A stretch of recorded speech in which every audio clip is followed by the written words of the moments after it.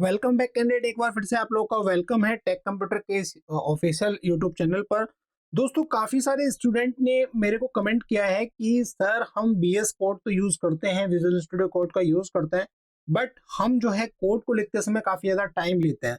तो आज की ये वीडियो आपके लिए बहुत इंपॉर्टेंट होने वाली है। यदि आप डेवलपर हैं, इनिशियल फेज में हैं और आप बीएस कोड का यूज करते हैं, या फिर आप एक्सपीरियंस डेवलपर हैं और आपको बीएस कोड में कुछ शॉर्ट ट्रिक्स नहीं पता है जब आप एचटीएमएल या फ्रंट एंड डेवलपर के रूप में आप वर्क करते हैं, तो दोस्तों यहाँ पर इस वीडियो में मैं आपको यही सब बताने वाला हूँ। स्टेप बाय स्टेप मैं आपको बताऊंगा।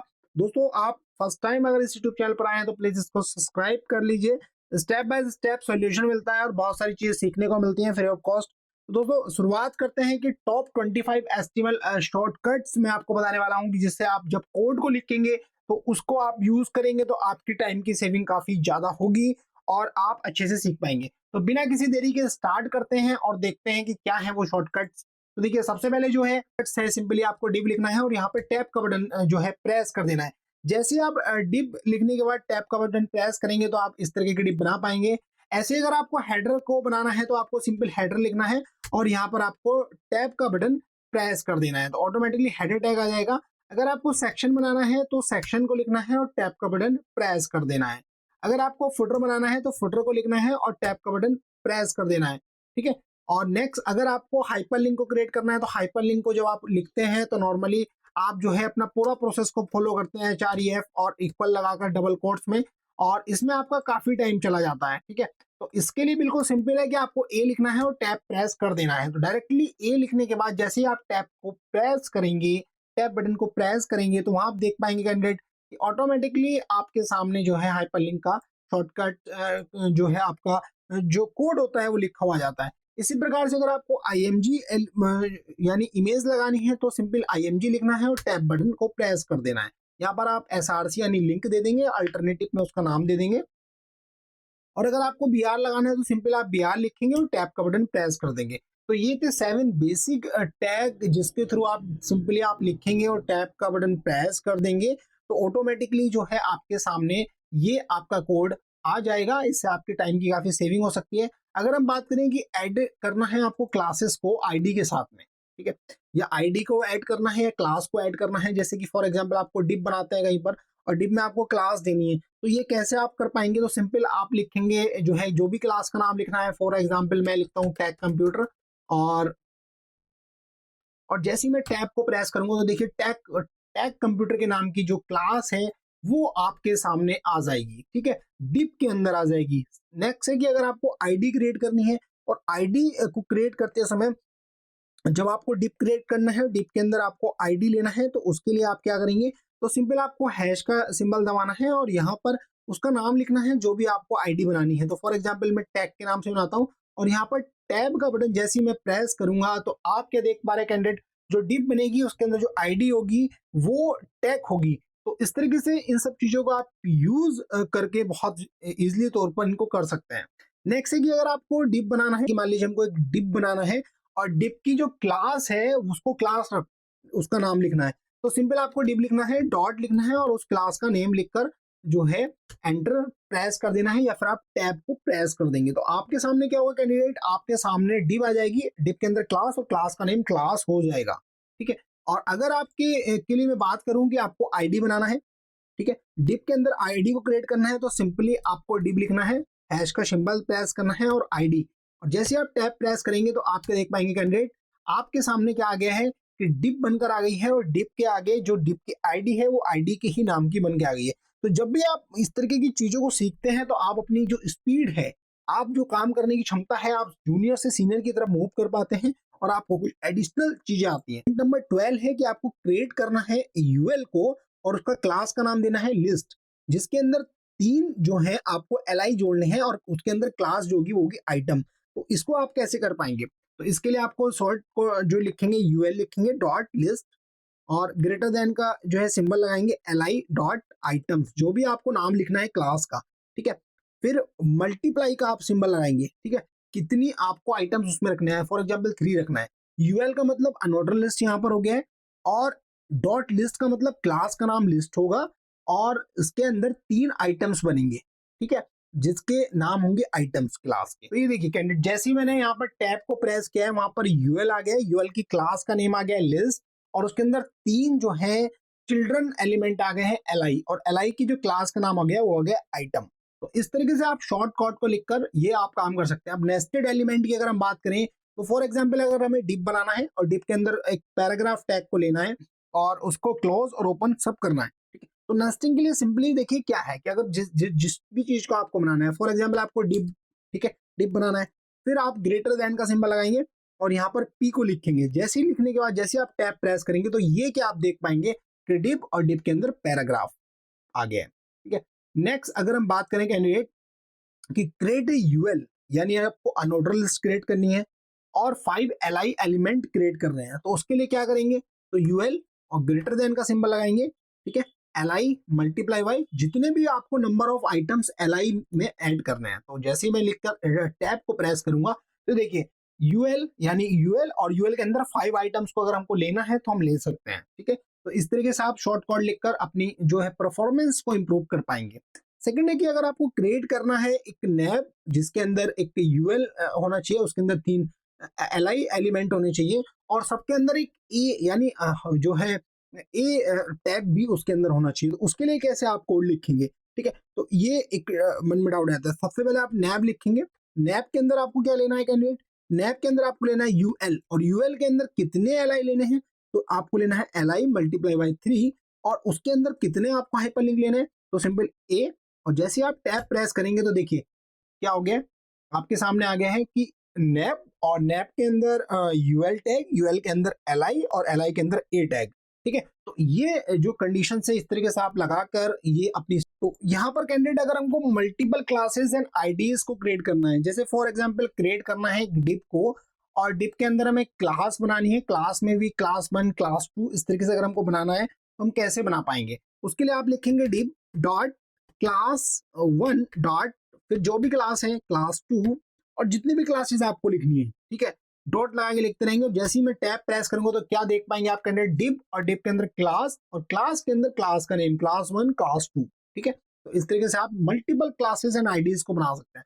अगर हमको आईडीज क्रिएट करनी है डिप के अंदर, फॉर एग्जाम्पल आईडी भी क्रिएट करनी है, क्लास भी क्रिएट करनी है, तो उसके लिए क्या करना पड़ेगा, देखिए सबसे पहले डिप लिखेंगे, आईडी के लिए हैश का सिंबल यूज होता है, और उसके बाद आईडी का नाम लिखेंगे, किस नाम की आईडी बनेगी, फॉर एग्जाम्पल मेन, और किस नाम की क्लास बनाना चाहते हैं, डॉट सेक्शन के नाम से बनाना चाहते हैं।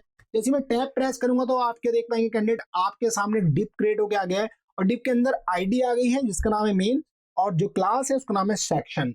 अब सिबलिंग एलिमेंट की अगर हम बात करते हैं कैंडिडेट, सिबलिंग एलिमेंट का मतलब है कि हमें हेडिंग्स को भी क्रिएट करना है, H1 को ओपन, H1 को क्लोज, और देन P और P को क्लोज, ठीक है। तो यहाँ पर जो सिबलिंग एलिमेंट है, तो सिबलिंग जितने भी एलिमेंट यानी एक साथ जो है उनको बनाना है, तो H1 प्लस आपको प्लस का सिंबल लगाना होगा P, ठीक है। और जैसे ही मैं टैब प्रेस करूंगा ये देखिए दोनों के दोनों एलिमेंट एक साथ बन के आ गए। इस तरीके से आप और भी एलिमेंट बना सकते हैं, जैसे for example H1 plus P plus H3 plus H4 then plus mark, और जैसे मैं टैब प्रेस करूंगा सारे के सारे टैग आपके सामने बन के आ जाएंगे। तो प्लस लगा के आप 1 टाइम में ये काम कर सकते हैं, ठीक है। तो क्रिएट पॉइंट नंबर 19 पर आते हैं कि creates 3 div element side by side, यानी आपको side by side 3 div element को क्रिएट करना है, ठीक है। तो जब साइड बाय साइड अगर आपको 3 डिप एलिमेंट को क्रिएट करना है, बिल्कुल सिंपल है, तो आपको डिप प्लस डिप जितने भी आपको डिप बनाने हैं प्लस डिप, और जैसे ही टैब प्रेस करेंगे तो आपको 3 डिप आपके सामने आ जाएंगे, इन डिप 1 डिप 2 डिप 3 और डिप जो है इस तरीके से आप आ जाएंगे। नेक्स्ट है कि अगर आपको क्रिएट करना है कि UL with 3 LI element each with unique class, आपको जो भी आप एलआई एलिमेंट बनाएंगे उसको आपको यूनिक क्लास देना है, फॉर एग्जाम्पल तो सिंपल है यूएल देन ग्रेटर देन का सिंबल लगाएंगे, एलआई और उस क्लास का नाम डॉट लिख के लिखेंगे, फॉर एग्जाम्पल आइटम 1, ठीक है। देन फिर आप प्लस बनाएंगे और देन एलआई डॉट आइटम 2 और then plus LI dot item 3, और जैसे ही मैं इसको टैब प्रेस करूंगा तो देखिए आप जैसे ही टैब प्रेस करेंगे तो डिफरेंट क्लासेस के नेम के साथ भी आ गया है। यूएल के अंदर हमने एलआई जो लिया है उसमें डिफरेंट क्लासेस के नेम के साथ आपका जो है नेम आ गया है। और नेक्स्ट अगर हम ग्रुपिंग एलिमेंट की बात करें कैंडिडेट, ग्रुपिंग एलिमेंट का भी काफी रोल होता है। जैसे कि for example group element to create a header with navigation list, a main content area and a footer. For example आपको करना है कि ग्रुपिंग एलिमेंट बनाने हैं जिसमें आपको हेडर विद नेविगेशन लिस्ट के साथ करना है, मेन कंटेंट एरिया लेना है और फुटर लेना है। तो उसके लिए आप क्या टैग लिखेंगे, तो सबसे पहले ब्रैकेट को ओपन करेंगे आप और यहाँ पे लिखेंगे हेडर और ग्रेटर देन का सिंबल लगाएंगे, नैब ग्रेटर देन का सिंबल लगाएंगे, देन यूएल और यूएल के अंदर आपको कितने आइटम बनाने हैं लाई के, तो मल्टीप्लाई बाय 3 और देन फिर आपको क्या चाहिए प्लस मेन, आपको मेन एरिया चाहिए प्लस फिर आपको क्या चाहिए फुटर। ठीक है, जैसे ही लिखने के बाद टैब को प्रेस किया मैंने, आप क्या देख पा रहे हैं कि हेडर आ गया, हेडर के अंदर नैब आ गया, नैब के अंदर यूएल आ गया, यूएल के अंदर एलआई आ गया और उसके बाहर क्या था मेन आ गया और लास्ट में फुटर आ गया। तो इस तरीके से आप क्या कर सकते हैं ग्रुपिंग एलिमेंट भी कर सकते हैं। नेक्स्ट है 22, अगर हम बात करें कि create a section with a header and a div containing a paragraph. देखिए यहाँ पर बात हुई है कि आपको एक हेडर क्रिएट करना है उसके एक सेक्शन के साथ में और एक डिप बनाना है और पैराग्राफ के साथ में। तो जब इसकी बात होगी तो फॉर एग्जांपल हमको सेक्शन लिखना है, फिर ग्रेटर देन लिखना है, फिर आपको ब्रैकेट ओपन करना है क्योंकि हेडर के साथ में हमें कुछ चीजों को चाहिए। हेडर के साथ में क्या चाहिए h1 चाहिए, ठीक है, ग्रेटर देन प्लस इसके बाहर आएंगे फिर हम प्लस यहाँ पर आप डिव लिखेंगे और यहाँ पर ग्रेटर देन p। जैसे ही मैं इसको टैब प्रेस करूंगा तो आपके एक बार एक सेक्शन, सेक्शन के अंदर हेडर, हेडर के अंदर h1 और उसके बाद बाहर फिर डिप और डिप के बाहर फिर p टैग का यूज हो रहा है।